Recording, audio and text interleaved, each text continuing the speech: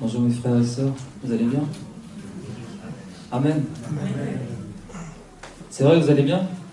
Amen. Gloire à Dieu. Merci Seigneur. C'est vrai que la parole elle est importante, mais j'aurais presque aimé rester dans la louange. Quand on a chanté ce chant, inonde ce lieu dans sa présence, vraiment on a envie de rester dans ce chant-là et presque pendant tout le temps du culte. Hein. Moi j'aimerais bien. Faudrait faire ça un jour mon frère. Merci pour vos prières, pour la parole. Vraiment le Seigneur est conduit. Et c'est ce que je dis souvent, même mon épouse en fait, souvent je la fais beaucoup stresser. Des fois elle me dit, tu sais que c'est toi la parole dimanche? Je dis oui, je sais. Et tu sais que là il est mercredi? Je sais. Maintenant c'est jeudi, je sais. Maintenant c'est vendredi, je sais. Parfois samedi dans la journée elle me dit, la parole tu l'as? J'ai dit, toujours pas. Mais c'est pas la mienne, c'est la parole de Dieu. Amen. Alléluia. Donc c'est vrai que ça peut être stressant pour préparer la parole, mais bien souvent en fait on laisse dans la main de Dieu, et quand c'est la parole de Dieu, c'est Dieu qui conduit. Et souvent en fait, bien souvent, ça arrive que ce soit samedi après 23h jusqu'à dimanche à 2h, 3h du matin. Et quand on termine de préparer la parole, on dit gloire à Dieu, on remercie Seigneur pour ta parole. On peut être fatigué, mais on se lève quand même avec la force que Dieu nous donne. Amen. Et ce matin, c'est vraiment avec cette joie qu'on va ouvrir nos Bibles en Éphésiens 5, verset 1. Éphésiens 5, verset 1.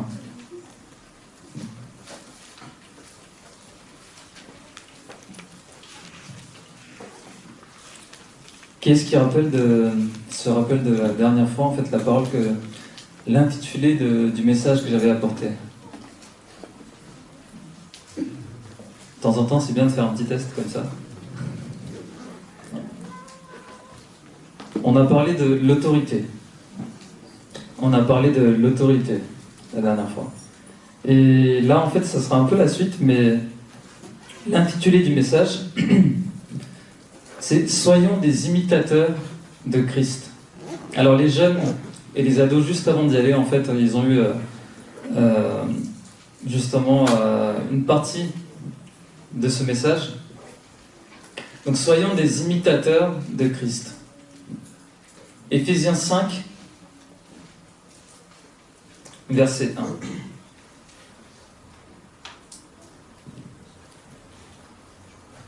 Devenez donc les imitateurs de Dieu comme des enfants bien-aimés. Devenez donc des imitateurs de Dieu comme des enfants bien-aimés.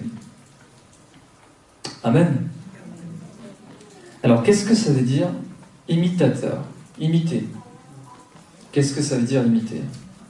Alors, tout d'abord, la définition du mot imiter, ça veut dire reproduire l'allure, le comportement de quelqu'un. Vous savez, les gens qui aiment bien faire les bruitages d'animaux, etc. Donc bien souvent, ils font les bruits des animaux, des lions, des chats, des chiens, peu importe, des oiseaux, etc. Et le bruit, le mouvement, aussi l'attitude, le geste. Donc imiter, ça veut dire reproduire l'allure, le comportement, le mouvement de quelque chose, essayer de restituer ce qu'ils ont de caractéristiques. C'est-à-dire voir leur caractère et essayer de reproduire ça. Et si on applique ça à devenez donc les imitateurs de Dieu, ça veut dire qu'on doit déjà observer Dieu. Parce que pour pouvoir l'imiter, il faut l'observer. Il faut pouvoir être dans son intimité pour le connaître davantage, pour pouvoir l'imiter. Sa parole nous aide justement à être dans l'intimité avec le Seigneur. Une autre définition aussi de imiter, c'est faire comme quelqu'un d'autre, mais faire pareil que lui. Faire comme quelqu'un d'autre, mais faire pareil que lui. Prendre quelqu'un ou son action pour modèle. et s'en inspirer dans son propre comportement. Donc dans notre comportement, on peut prendre justement l'action de Dieu, tout ce qu'il a fait comme modèle, et s'inspirer dans ce qu'on fait. Et lorsqu'on voit le Seigneur, en fait, le Seigneur l'Éternel, on peut voir sa bonté, son amour. Imiter Dieu, c'est imiter l'amour de Dieu envers chacun. Imiter Dieu, c'est aussi le pardon que le Seigneur nous accorde. Vous savez, cette prière que Jésus nous a montrée en exemple, pardonne mes offenses, comme nous, Amen, comme nous pardonnons aussi. Donc, le pardon de Dieu, la patience de Dieu. La patience de Dieu. Dieu est patient envers nous. La justice, la vérité de Dieu. Lorsqu'on imite Dieu, en fait, il y a plein de caractéristiques de Dieu qu'on peut justement appliquer. Mais qu'on le veuille ou non, dans notre vie, on imite tous quelqu'un. Qu'on le veuille ou non. Même si les gens, vous savez, on dit on a un ADN unique, on est une personne unique, etc. C'est vrai, mais on imite toujours quelqu'un. Dans la vie, on imite toujours quelqu'un. Alors certaines personnes imitent leur idole, les influenceurs sur les réseaux sociaux, bien souvent les jeunes, les ados. Donc les influenceurs sur les réseaux sociaux, vous savez, c'est même pendant la période Covid. Bon, Covid, c'est pas encore fini, hein, mais quand ça allait démarrer, avec tous ces challenges, tous ces défis qu'il y avait sur les réseaux sociaux, que les gens, justement, reproduisaient, imitaient.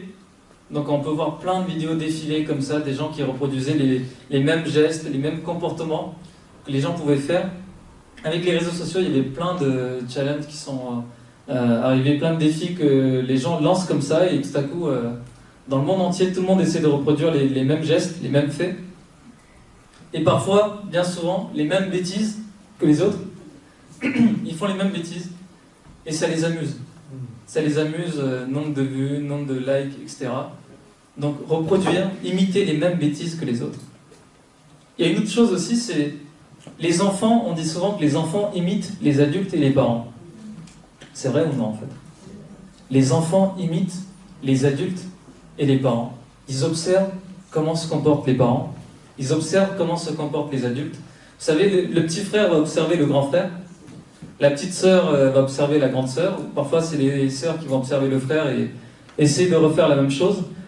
Les enfants observent, s'en inspirent et reproduisent les mêmes comportements, parfois les mêmes paroles. Vous savez, nos enfants, bien qu'on les élève très bien dans le Seigneur, lorsqu'ils vont à l'école et qu'ils reviennent, ils imitent certaines bêtises qu'ils apprennent à l'école. Et certains mots aussi.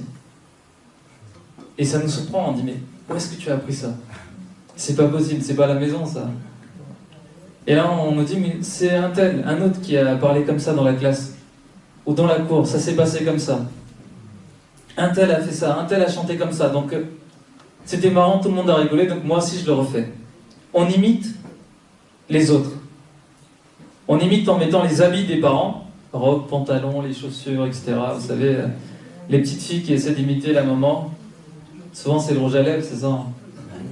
Rouge à lèvres, les robes, les chaussures, elles essaient de refaire pareil.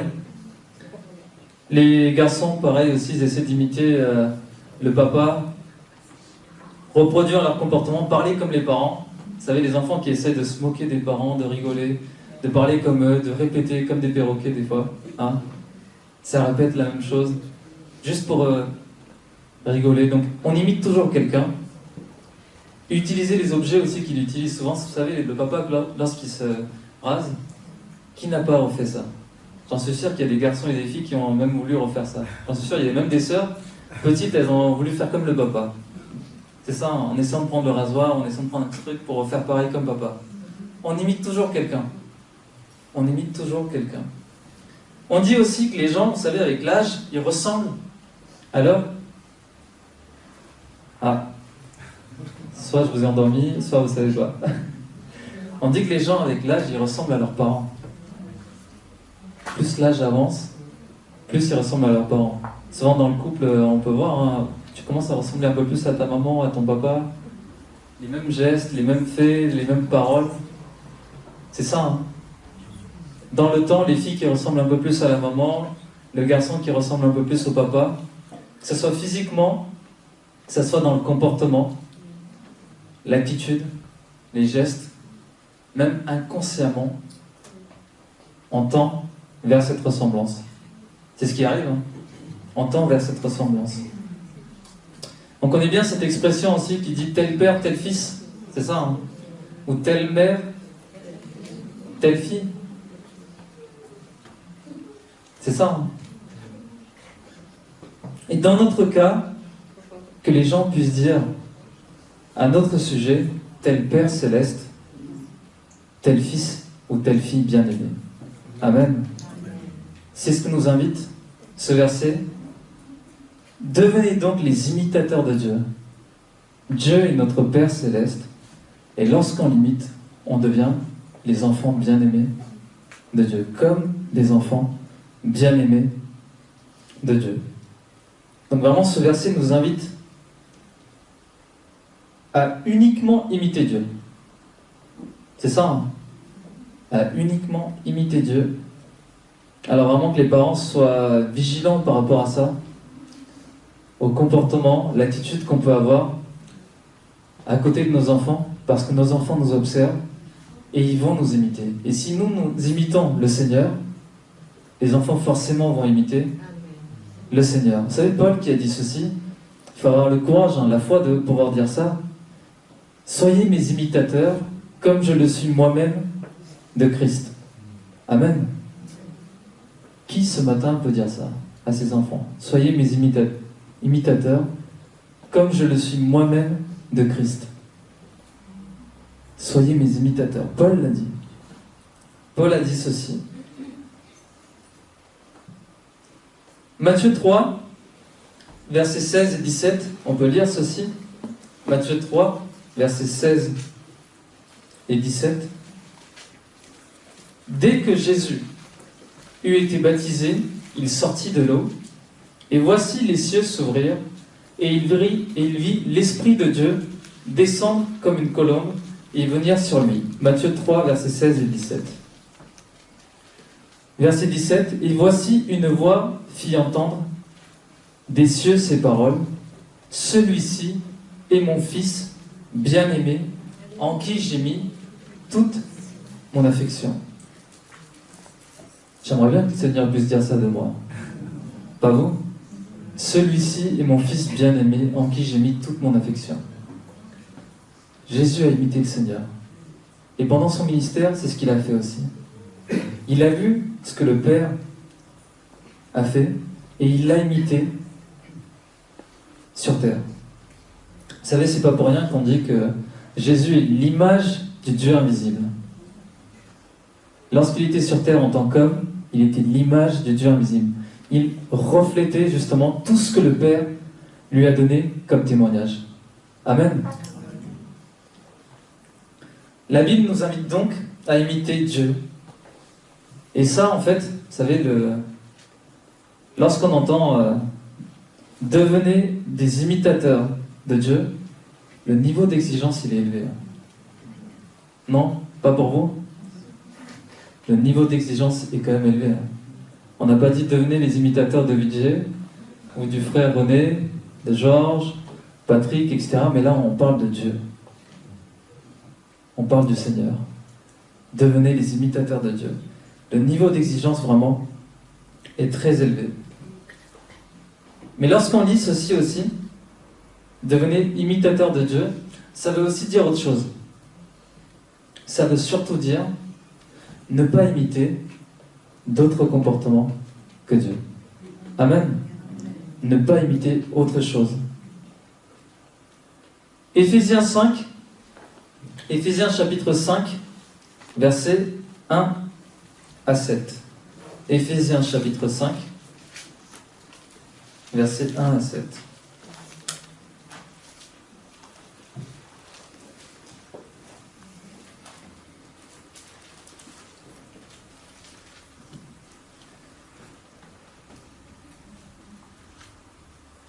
Devenez donc les imitateurs de Dieu comme des enfants bien-aimés et marchez dans la charité à l'exemple de Christ, qui nous a aimés et qui s'est livré lui-même à Dieu pour nous comme une offrande et un sacrifice de bonne odeur. Et ensuite, on peut lire ceci, que l'impudicité, qu'aucune espèce d'impureté et que la cupidité ne soit même pas nommée parmi vous, ainsi qu'il convient à des saints. Qu'on n'entende ni paroles déshonnêtes, ni propos insensés, ni plaisanteries, choses qui sont contraires à la bienséance. Choses qui sont contraires à la bienséance. Qu'on entende plutôt des actions de grâce. Qu'on entende plutôt des actions de grâce. Car sachez-le bien, aucun impudique, ou impur, ou cupide, c'est-à-dire idolâtre, n'a d'héritage dans le royaume de Christ et de Dieu. Que personne ne vous séduise par de vains discours, car c'est à cause de ces choses que la colère de Dieu vient sur les fils de la rébellion. Verset 7. N'ayez donc aucune part avec eux. N'ayez donc aucune part avec eux. Ce chapitre, il commence par « Imitez donc Dieu ». Et ensuite, on montre les exemples, justement, qu'il ne faut surtout pas faire. Surtout pas reproduire. Donc, plutôt que d'avoir des actions de grâce, parfois, on est poussé, justement, à avoir des paroles déshonnêtes, propos insensés, des plaisanteries, des choses contraires à la bienséance. Et toutes ces choses, qu'est-ce que ça produit? Ça nous emmène la colère de Dieu sur nous. Amen. La colère de Dieu sur nous.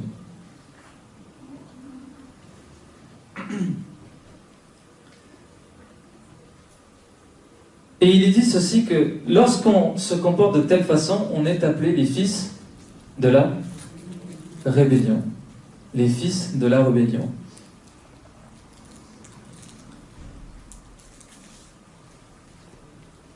Éphésiens 2, versets 1 à 2. Éphésiens 2, chapitre 2, versets 1 à 2. Vous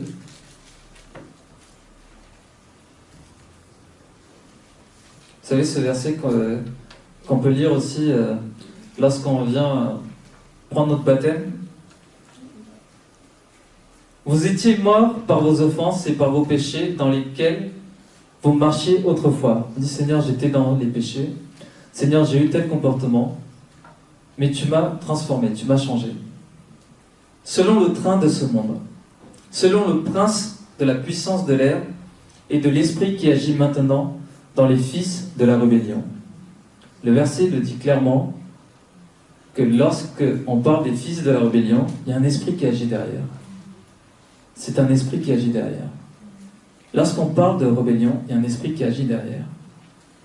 Et on va prendre aussi la définition de rebelle. Qu'est-ce que c'est? C'est quelqu'un qui résiste, qui refuse d'obéir et qui se révolte. Quelqu'un qui résiste, qui refuse d'obéir, qui se révolte. Mais il y a une autre définition aussi qui est intéressante. Souvent on dit que quelqu'un qui se rebelle, c'est souvent quelqu'un qui résiste aux autorités, qui refuse d'obéir ou qui se révolte. Mais il y a une autre définition de rebelle, c'est quelqu'un qui manque de disposition pour quelque chose. Même lorsqu'on manque de disposition pour quelque chose, on est dans la rébellion. Amen.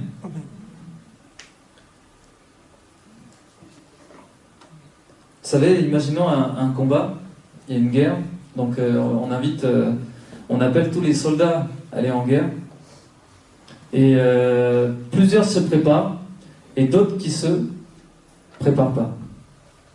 D'autres qui ne prennent pas leur disposition justement pour aller à la guerre. Ces personnes-là sont dans la rébellion justement. Lorsqu'ils ne se préparent pas, lorsqu'ils ne prennent pas leur disposition pour aller en guerre, ils sont dans la rébellion. De la même façon, nous qui sommes chrétiens, lorsqu'on ne prend pas nos dispositions avec justement ce qui a été dit par l'autorité que Dieu donne, on est aussi dans la rébellion. Alors à quoi on peut résister Refuser d'obéir, se révolter. À qui et à quoi on peut manquer de disposition. Donc premièrement, c'est à l'autorité de Dieu. Amen. Lorsqu'on lit la parole de Dieu, et que la parole de Dieu dit clairement, c'est comme ça qu'il faut faire les choses, et qu'on dit, Seigneur, je sais, mais sauf que voilà, là, dans cette situation, je vais plutôt me comporter comme ça. 1, on ne prend pas nos dispositions pour ça. 2, on résiste à la parole de Dieu aussi. On se révolte par rapport à la parole de Dieu. Et on ne se soumet pas à l'autorité de la parole de Dieu, l'autorité de Dieu lui-même. Amen. Vous êtes encore là, hein? Oui. Premièrement, c'est l'autorité de Dieu. Deuxièmement, l'autorité de Dieu lorsqu'il met en place, justement, des autorités. Dans nos familles, lorsqu'on parle des relations parents-enfants, c'est ce qu'on avait abordé la dernière fois, parents-enfants, lorsque les enfants ne prennent pas leurs dispositions avec les règles que les parents mettent à la maison, lorsque les enfants résistent aux parents, se révoltent aussi, refusent d'obéir, ils sont justement dans la rébellion.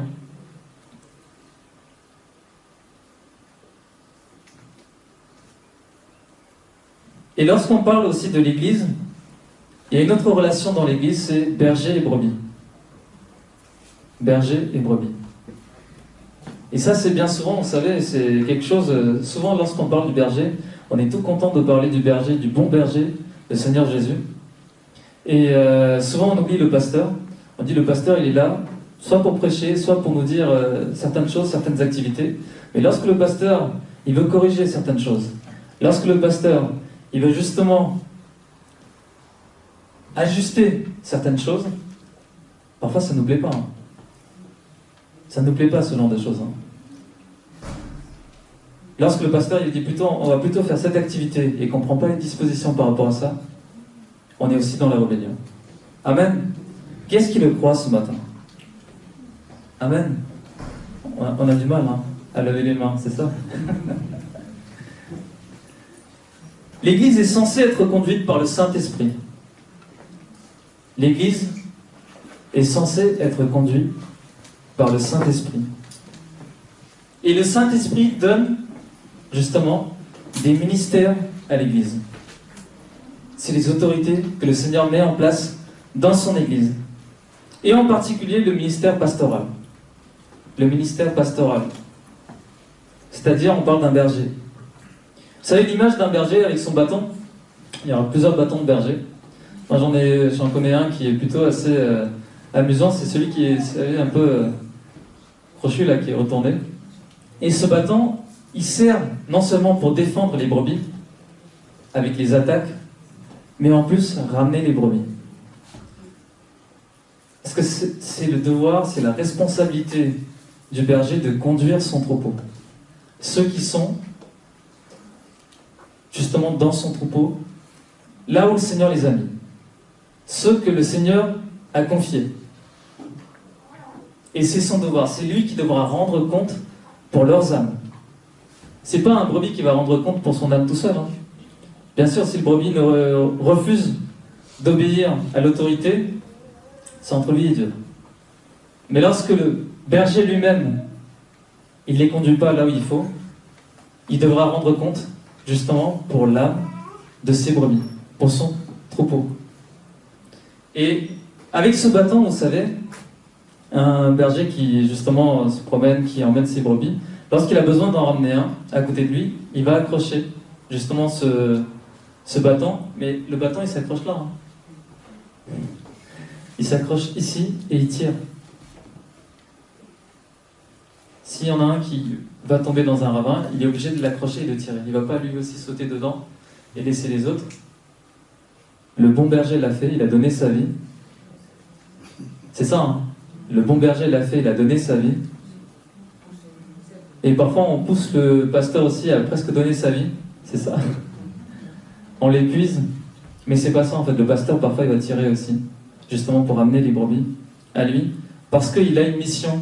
Il doit les emmener là où le Seigneur veut les emmener. Amen. Là où le Seigneur veut les emmener. Et lorsqu'il met ce bâton et qu'il va tirer, parfois ça fait mal. ça peut faire mal, on peut être contrarié, on peut ne pas être d'accord, on peut dire mais laisse-moi, je veux quand même y aller dans ce ravin. Mais si on aime les brebis que le Seigneur nous a confiées, peu importe les remarques, peu importe justement les blessures qu'on peut avoir, on prend quand même sur nous un débat. Vous savez, il y a un verset qui dit que le serviteur, il fait son travail, mais il doit se considérer comme un serviteur inutile. On n'est pas indispensable lorsqu'on est dans le service pour le Seigneur. Mais lorsque le Seigneur nous place à un endroit, on doit être là. On se doit d'être là. Le message de la semaine dernière, c'était utile à la bonne place. C'est ça, mon frère Georges. Utile à la bonne place. La place où le Seigneur nous a placés. Et on doit être utile à la bonne place.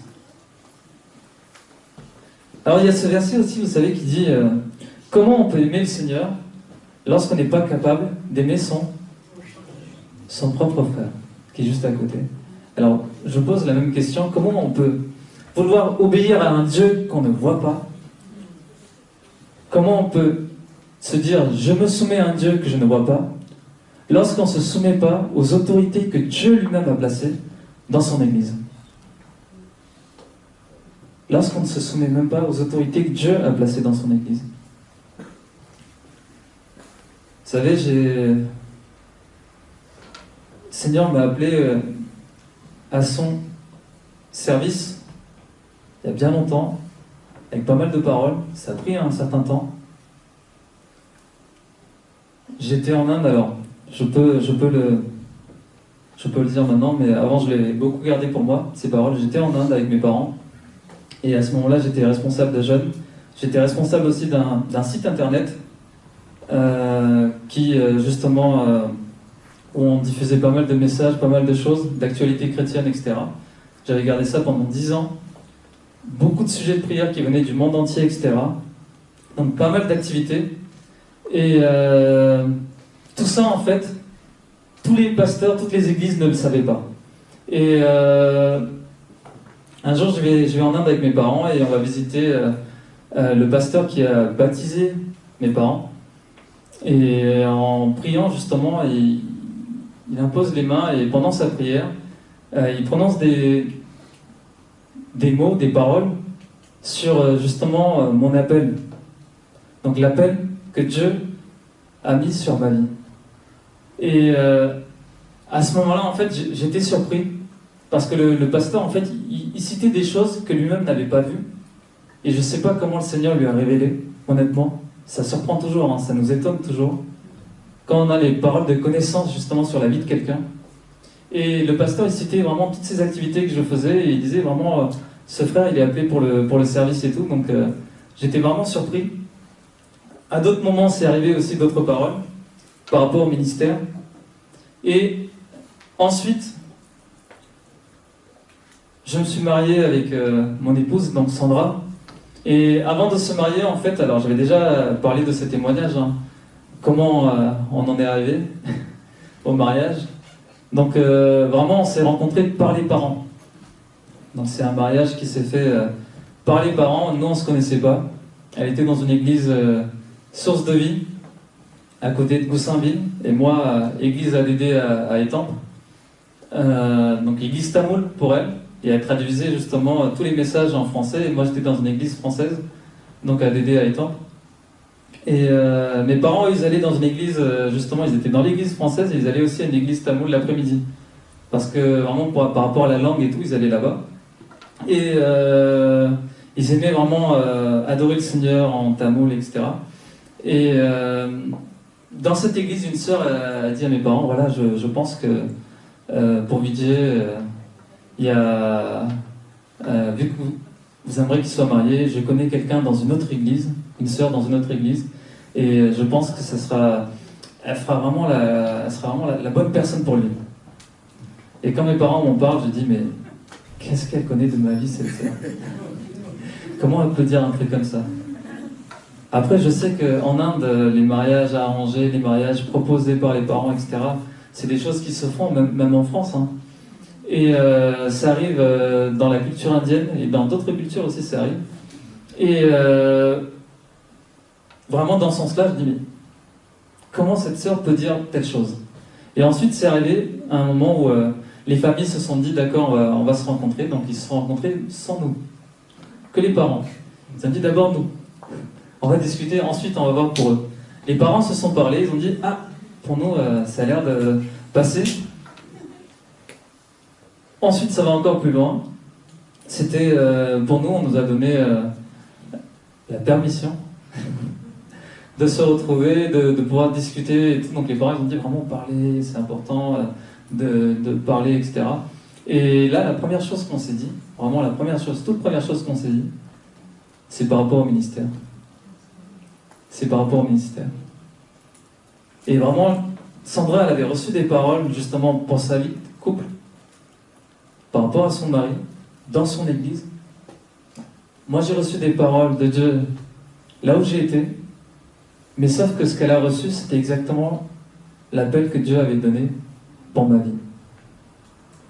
Et vraiment, je rends gloire à Dieu, parce que parfois il y a des choses comme ça qui nous surprennent, comment Dieu fait les choses. On s'est mariés, on arrive à l'église justement à Étampes, où on était, et là, en fait, il y a un évangéliste qui arrive. Donc Sandra, elle était enceinte du premier enfant, quelques mois. Donc il y a un évangéliste qui arrive ce jour-là. Et nous, en allant à l'église, en fait, on a juste fait cette prière, comme d'habitude. Seigneur, parle-nous. On sait que tu nous parles. Et vraiment, ce matin, je pense que tu as une parole spéciale pour nous. Parle-nous, Seigneur. Et lorsqu'on est arrivé à l'église, vraiment, on a reçu une parole du frère qui était là. Et, à un moment donné, il nous dit, vous deux, levez-vous. Et là, on dit, qu'est-ce qui se passe? Tout à coup, il s'arrête et dit, vous deux, levez-vous. Il y avait une parole justement pour le service. Et lorsqu'on nous a dit, ce frère, il revient la fois d'après, je suis allé me cacher. J'ai dit, c'est pas grave, tu vas aller derrière, comme ça il ne verra pas. Si vraiment le Seigneur a quelque chose à dire, il va venir nous chercher et nous annoncer vraiment sa parole. Et je me suis vraiment caché derrière en disant, j'attends Seigneur, confirme-moi encore, mais j'attends Seigneur. Et là, le frère, je me rappelle, il s'arrête de la louange et pendant un petit moment, il fait que chercher dans l'église. Il est comme ça à chercher les têtes et dit, mais il y avait quelqu'un et j'ai une parole pour ce frère. Et pendant un moment, il faisait que ça. Et dès qu'il nous a trouvés, je dis, non, c'est pas possible. Il va encore dire quelque chose. Et j'étais un peu gêné, honnêtement. Et là, le frère, encore, il nous donne cette parole, mais sauf que cette fois-ci, c'était encore plus clair par rapport à l'appel pour le ministère pastoral. Et c'est que à ce moment-là que notre pasteur a confirmé devant l'Assemblée qu'effectivement, il nous avait présenté aux ADD justement en tant que pasteur probatoire à l'époque. Donc en 2017, on a été présenté par notre pasteur. Et à ce moment-là, depuis 2017 jusqu'à maintenant, on en a vu des résistances. Les résistances, on a vu. Des manques de disposition des frères et sœurs, on l'a vu aussi. Dans le service pour le Seigneur. On en a vu en fait. Mais une chose est claire, lorsqu'on est dans le ministère pastoral, lorsqu'on est dans le service pour le Seigneur, c'est qu'on n'est pas dans un ministère de favoritisme ou d'affinité. Il faut que ça soit clair pour nous, pour l'Église aussi. On n'est pas dans un ministère où on est proche d'un frère, d'une sœur, donc on prend certaines décisions en fonction de ça. On prend les décisions en fonction de la crainte de Dieu. On craint le Seigneur. Et elle est pareille avec l'un comme l'autre. Et parfois, ça peut justement, lorsqu'on prend certaines décisions, ça peut justement contrarier des personnes justement qui veulent résister. C'est pas grave. C'est pas grave. Nous, on a fait notre travail et on sait qu'avec le Seigneur, on est en paix. Amen. Moi, lorsque je veux dormir, le soir, je veux être en paix avec le Seigneur. En disant, Seigneur, j'ai fait ma part. Vous savez, sinon, c'est à moi que le Seigneur il va demander des comptes. C'est à moi que le Seigneur va demander des comptes. Et de la même façon, pour chaque pasteur, lorsque le pasteur n'a pas pris la décision qu'il faut, selon la vision que Dieu lui a donnée, c'est à lui que le Seigneur va demander des comptes. Et il doit craindre Dieu pour ça. Vous savez, il y a un prophète que j'aime beaucoup dans la Bible, c'est Jérémie. C'est un prophète que j'aime beaucoup. Parce que à chaque fois, il dit, Seigneur, j'en peux plus. Laisse-moi tranquille, Seigneur, j'en peux plus. Je vais y aller, je vais me faire cracher dessus. Je vais y aller, on va me gifler. Je vais y aller annoncer ta parole, on va me prendre mal. Et à chaque fois, il dit, Seigneur, même lorsque je ne veux pas, il y a ce feu brûlant en moi. Et je ne peux m'empêcher. Je ne peux m'empêcher. Lorsqu'on craint Dieu, dans le service pour le Seigneur, on est pareil. Seigneur, c'est difficile, Seigneur, de pouvoir annoncer telle chose. Vous savez, dans l'église, il y a tout âge. Ça va du plus petit jusqu'au plus grand. Et chacun a ses expériences, chacun a son vécu. Et je n'ai pas l'âge de certains frères, sœurs ici. Je suis plus jeune qu'eux. Et pourtant, le Seigneur, il m'a mis dans un service, dans une responsabilité. Et parfois, c'est difficile d'aller voir des personnes peut-être plus âgées que nous, de dire, mon frère, peut-être que là, il ne faut pas faire ça. Honnêtement, pour ma part, honnêtement, c'est pas facile. D'aller voir quelqu'un de plus âgé que nous, de dire, mon frère, ma soeur, là, je pense que le Seigneur, il ne veut pas que tu fasses ça. Et ça peut arriver que les personnes, soit dans l'orgueil, soit dans l'ego, soit par autre chose, peuvent être blessées. Se dire, mais c'est qui ce jeune? C'est qui ce petit? C'est ça? Ce petit jeune qui arrive et qui nous dit telle parole. On n'y est pour rien. C'est la parole de Dieu, c'est le Seigneur qui nous met ça dans le cœur. On n'a pas le choix.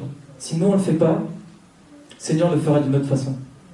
Mais sauf que nous, on devra rendre compte de ce qu'on n'a pas fait. Amen. De ce qu'on n'a pas fait. Donc c'est important d'avoir aussi de la considération vraiment pour le ministère pastoral qui n'est pas facile. Honnêtement, c'est pas facile. C'est vraiment pas facile.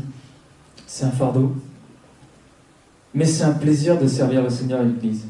Amen. C'est une joie de servir le Seigneur et l'Église.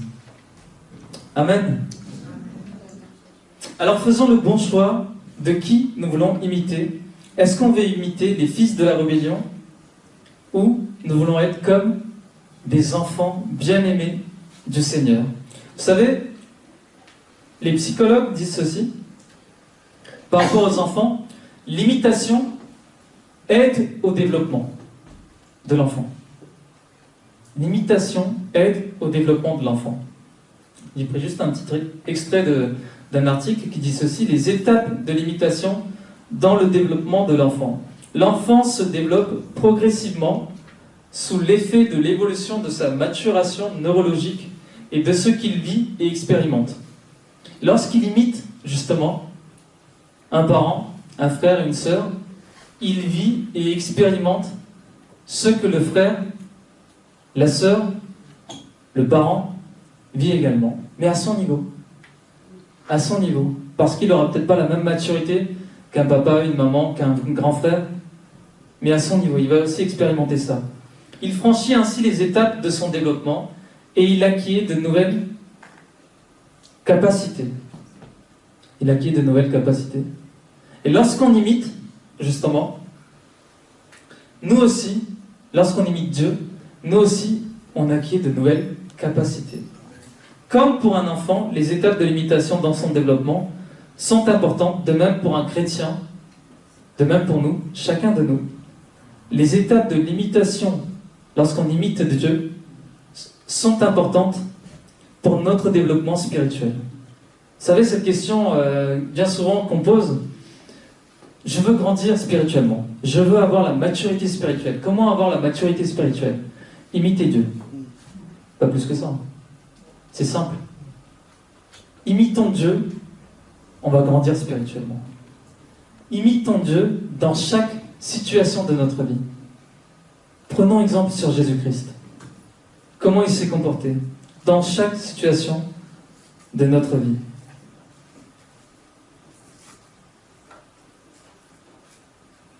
Je rappelle encore l'apôtre Paul qui dit ceci, « Soyez mes imitateurs, comme je le suis moi-même de Christ. » Soyez mes imitateurs, comme je le suis moi-même de Christ. Gloire à Dieu pour cette parole de Paul. Vraiment gloire à Dieu. Que nous aussi un jour, nous aussi on puisse dire, soyez mes imitateurs comme je le suis moi-même de Christ. Que nous les parents, on puisse dire ça à nos enfants, soyez mes imitateurs comme nous le sommes de Christ. Amen. Dans notre comportement, dans notre attitude, dans notre façon de parler, sur un frère, sur une sœur, sur l'Église, soyons les imitateurs de Dieu. Alors, dans un cours d'introduction à l'étude comparative de religion, il y a un professeur, dans un cours d'introduction à l'étude comparative de religion, donc il a comparé plusieurs religions, il remarque quelque chose, il dit, toutes les religions ont tous quelques bons côtés. Toutes les religions ont tous quelques bons côtés. Alors certaines religions ont de très hauts standards moraux. D'autres parlent d'un Dieu unique. Certaines ont même un trio, une sorte de trinité. Plusieurs présentent une sorte de salut. Comment atteindre le salut, etc. Plusieurs présentent une sorte de salut. Et certaines parlent même de résurrection. Mais aucune n'offre quelque chose de comparable comme le Saint-Esprit. Amen. Aucune religion n'offre quelque chose de comparable comme le Saint-Esprit. Nous avons la parole de Dieu. Nous avons Dieu, pour exemple, pour modèle. Effectivement, le niveau d'exigence, il est élevé. Il est même inatteignable pour nous. Mais nous avons l'aide du Saint-Esprit. Amen. Nous avons Dieu lui-même, par son Esprit, vient habiter en nous. Et lorsqu'on est le temple de Dieu, et qu'on laisse toute la place au Saint-Esprit, le Saint-Esprit prend toute la place. Et il nous permettra justement d'avoir les caractéristiques de Dieu dans notre vie. Amen. Les caractéristiques de Dieu dans notre vie. Vous savez, on a entendu parler des dons spirituels. Ça, c'est ce que le Saint-Esprit donne. On parle des dons spirituels et aussi des fruits spirituels. Qu'est-ce qu'il le sait? Les dons spirituels et les fruits spirituels. Vous en avez entendu parler? Amen. Non? Si? Les dons spirituels et les fruits spirituels. Mais la différence entre les deux, c'est que les dons spirituels, ça ne dépend pas de vous. Ça ne dépend pas de nous. C'est ce que le Saint-Esprit donne, comme il veut, quand il veut et à qui il veut.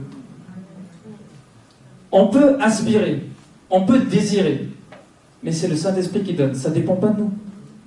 On peut demander, on peut prier, mais ça ne dépend pas de nous.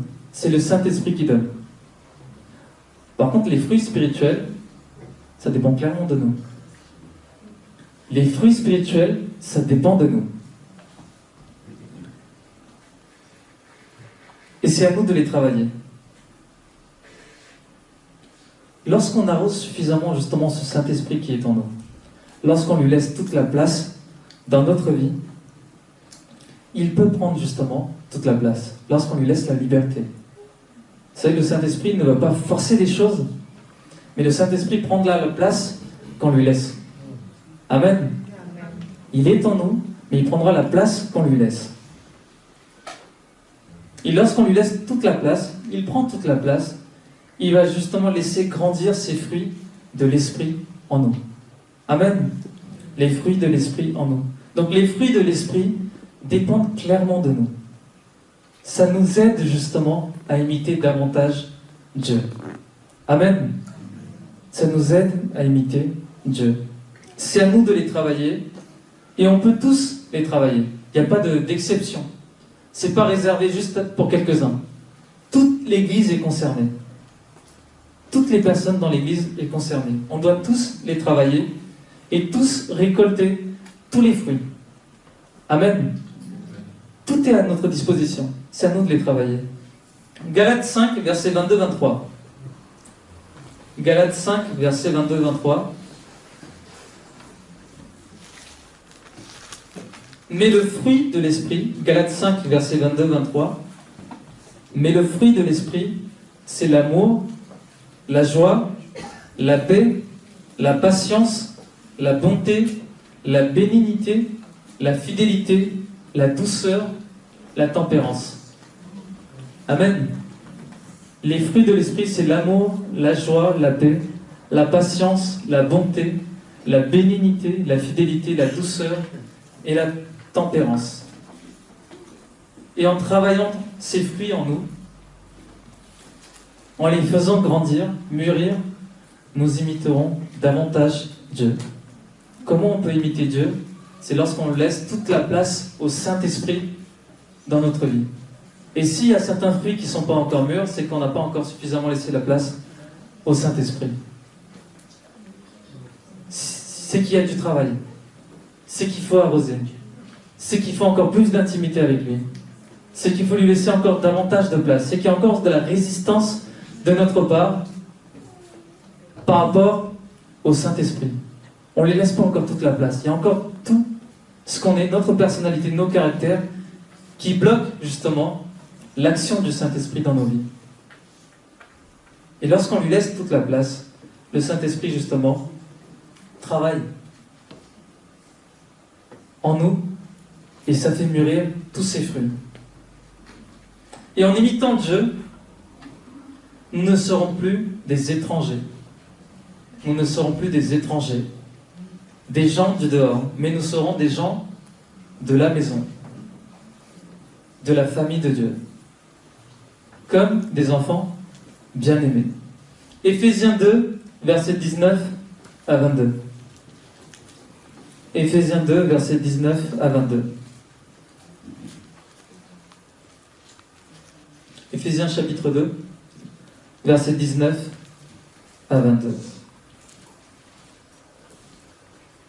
Ainsi donc, vous n'êtes plus des étrangers, ni des gens du dehors, mais vous êtes concitoyens des saints, gens de la maison de Dieu. Vous avez été édifiés sur le fondement des apôtres et des prophètes, Jésus-Christ lui-même étant la pierre angulaire.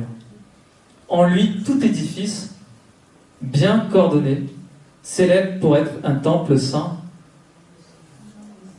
dans le Seigneur.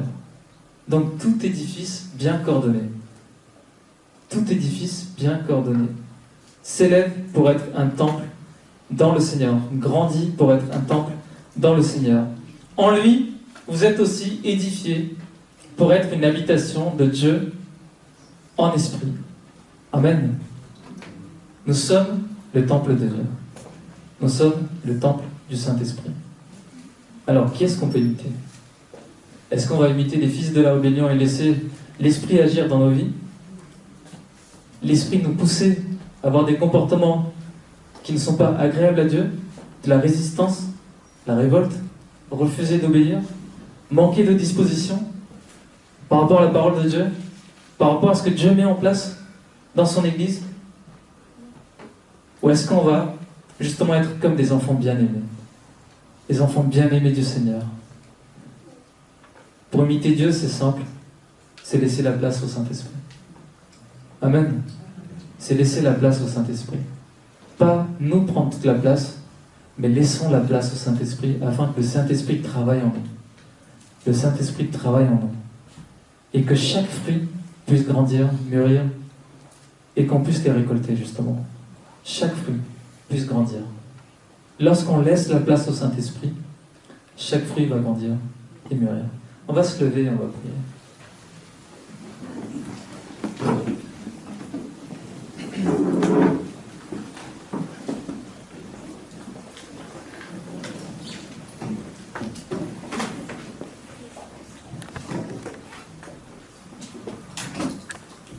Alléluia. Merci Jésus. Je vais donner un dernier témoignage par rapport à... Alors vraiment, c'est pour glorifier Dieu.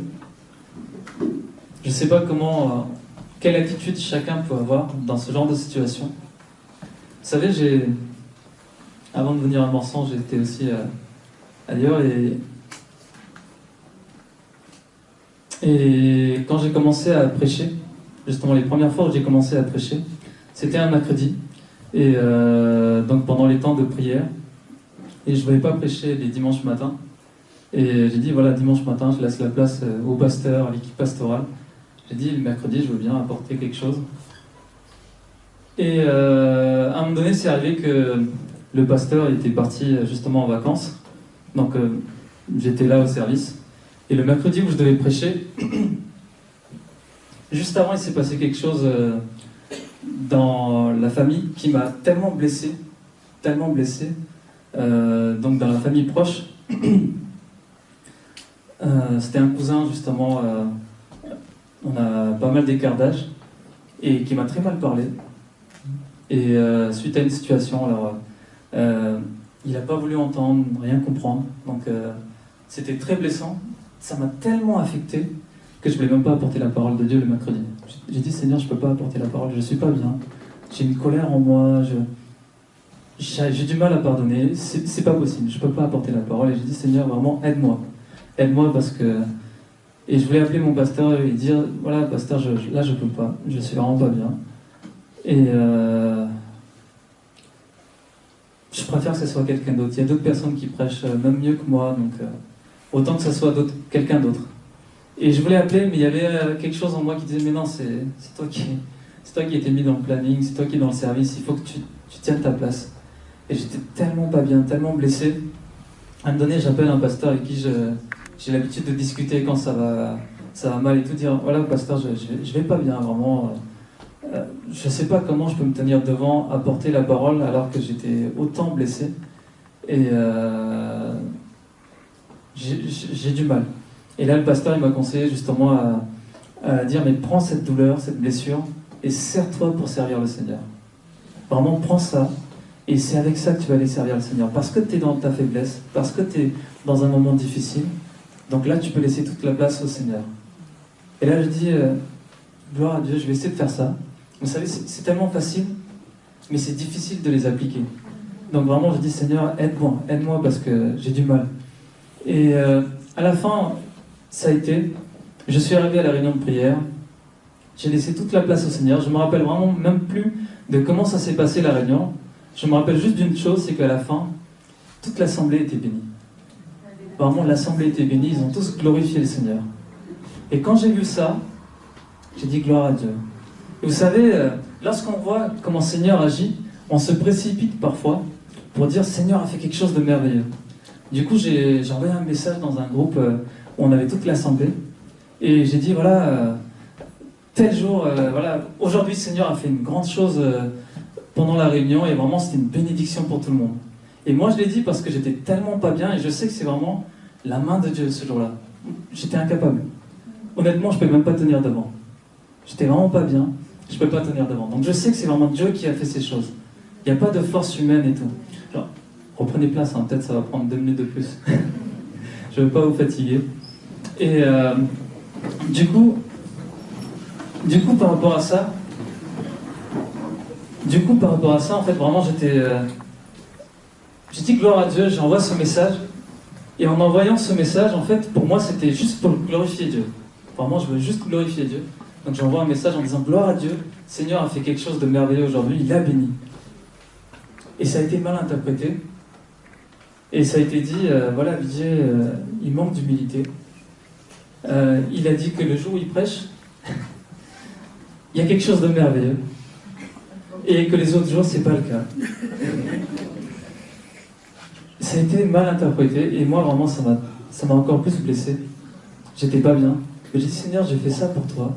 Et lorsque j'ai envoyé ce message, c'est juste pour te glorifier. C'est pas pour dire que moi j'ai prêché ou quelqu'un d'autre a prêché. C'est juste pour dire que toi, tu as agi, Seigneur, ce jour-là. Mais ça n'a pas été interprété de cette façon-là. C'est arrivé à l'oreille de mon pasteur aussi. Et qui, justement, n'était pas là. Donc, il avait plus ou moins compris comme ça. Et il m'a dit, justement, il m'a dit, tu as besoin d'avoir un peu plus d'humilité. Je vous assure, j'étais pas bien ce jour-là. J'étais complètement dévasté. Et je voulais apporter toutes mes justifications, toutes mes excuses, etc., pour expliquer comment ça s'est passé. Et là, l'esprit vraiment m'a saisi, il m'a dit, tais-toi, demande juste pardon. Et ne va pas plus loin que ça. Il faut le faire, hein. même lorsqu'on n'a pas tort, on n'a pas fait un truc en mal, mais se dire je me tais et je vais juste demander pardon.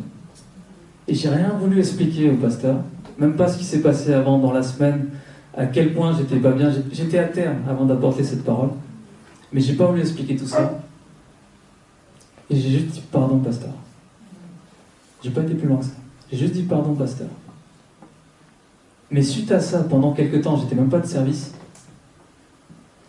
Donc pendant un temps, j'étais pas de service. Et je l'ai pas mal interprété. Je l'ai pas pris en mal en disant telle autorité a fait ça, c'était injuste, etc. J'ai dit c'est l'autorité que Dieu a mis en place. J'obéis. Même si j'ai eu raison, je préfère obéir. Et j'ai obéi. Et ça a duré plusieurs mois où j'ai rien fait. Plus apporter la parole, plus la louange, etc. Mais j'ai obéi. Et un jour de nouveau, on m'a appelé au service. Je suis allé de nouveau au service. Sans même poser des questions en disant on m'a arrêté, maintenant pourquoi vous me rappelez? Je viens pas maintenant. Non. C'est l'autorité qui demande, j'y vais. Et je dis ça vraiment pour glorifier le Seigneur. Vraiment. Pour dire que lorsque, même par maladresse, lorsque l'autorité peut se tromper, Dieu regarde notre comportement. Dieu regarde notre attitude. Et parce que, je le crois en tout cas, parce que je me suis tué, j'ai pas voulu expliquer, j'ai pas voulu aller plus loin, je crois que le Seigneur continue à me bénir et continue à me conduire. Et c'est vraiment un encouragement que j'apporte à chacun de nous ici présents. Ça peut arriver que quelqu'un nous blesse, ça peut arriver que ce soit le pasteur, ça peut arriver que ce soit l'équipe pastorale, par une maladresse, par une décision, par quelque chose. Mais n'oublions pas que derrière, l'Éternel regarde. Dieu regarde notre attitude. Dieu regarde comment on va se comporter. Dieu parfois permet certaines situations pour voir si on aura la bonne attitude. Ça peut nous paraître injuste. Ça peut nous paraître injuste. Mais Dieu permet certaines situations pour voir si on aura le bon comportement. C'est des temps de formation qu'on a lorsqu'on est à l'église, lorsqu'on est sur terre, lorsqu'on est avec le Seigneur. Amen. Et chaque fois on est formé. Chaque fois on a des épreuves. Et on doit avoir la bonne attitude, le bon comportement. C'est pas facile. Mais le Saint-Esprit nous aide. C'est pas facile, mais le Saint-Esprit est là. C'est pas facile, c'est pas évident, mais Jésus est là jusqu'à la fin des temps. Amen. Donc c'est vraiment dans cet esprit-là que je vous encourage. C'est pas par orgueil, arrogance ou autre chose. C'est vraiment par humilité que je vous encourage à nous soumettre aux autorités que Dieu met en place, à nous soumettre à l'autorité de Dieu. Amen. On va se lever, on va prier.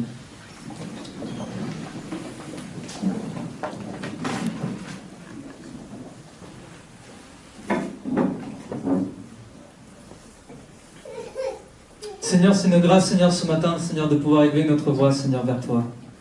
Vraiment, Seigneur, nous avons passé ce temps, Seigneur, dans ta présence, et nous croyons, Seigneur, que cette parole est pour moi, Seigneur, et pour chacun de nous, Seigneur.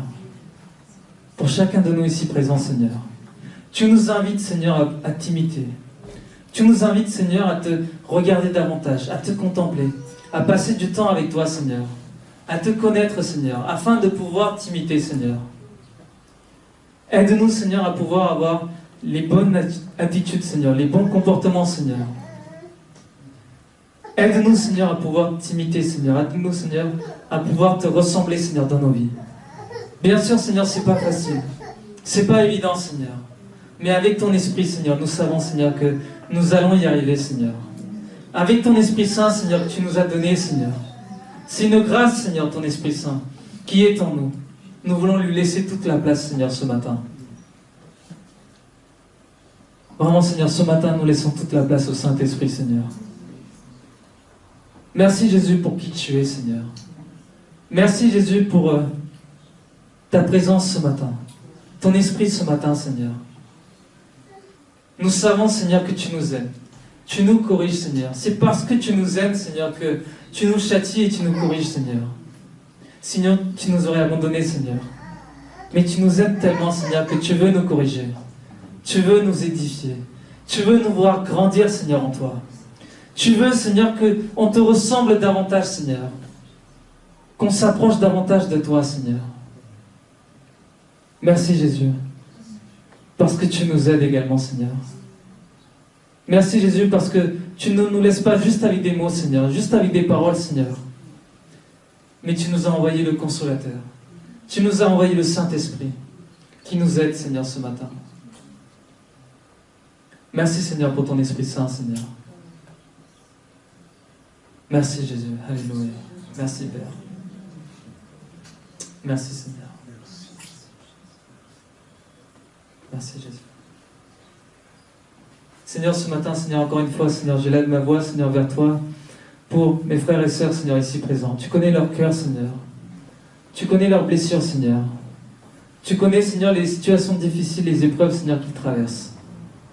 Tu sais, Seigneur, là où il y a besoin de délivrance, là où il y a besoin de guérison, là où il y a besoin de restauration, là où il y a besoin de pardon, Seigneur, là où il y a besoin de paix, Seigneur. Remplis, Seigneur, mon frère, ma sœur, Seigneur, de ta paix. Remplis, Seigneur, mon frère et ma sœur, Seigneur, de ta joie. Remplis, Seigneur, mon frère et ma sœur, Seigneur, de ton Esprit Saint, Seigneur. Merci, Jésus, pour qui tu es, Seigneur. Merci, Jésus, de nous accompagner, Seigneur. Merci, Jésus, de nous aider, Seigneur, chaque jour de nos vies, Seigneur, à pouvoir te ressembler davantage, Seigneur. Que ce soit dans le milieu du travail, que ce soit dans l'église, dans la famille, partout où nous sommes, Seigneur, aide-nous, Seigneur, à pouvoir te ressembler. Dans le nom précieux de Jésus, nous prions, Père. Amen, amen et amen. Merci, Jésus. Merci, Seigneur. Acclamons le Seigneur Jésus. Il est digne de nos louanges. Amen. Je t'invite à reprendre place. Pour les annonces, c'est...